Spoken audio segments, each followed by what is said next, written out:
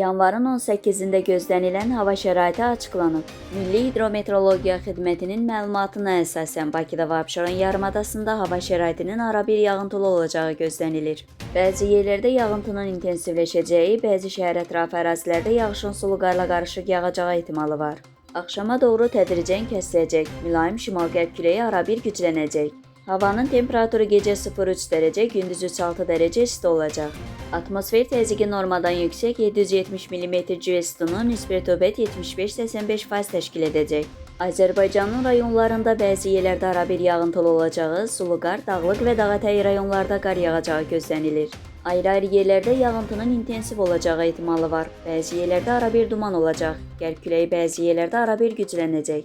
Havanın temperaturu gecə 4 dərəcə şaxtadan 1 dərəcəyədək isti, gündüz 1-5 dərəcə isti. Dağlarda gecə 5-10 dərəcə şaxta, yüksək dağlıq ərazilərdə 13-18 dərəcə şaxta, gündüz 0-5 dərəcə şaxta olacaq. Əsasən dağlıq və dağətəyi rayonlarda yollar buz bağlayacaq.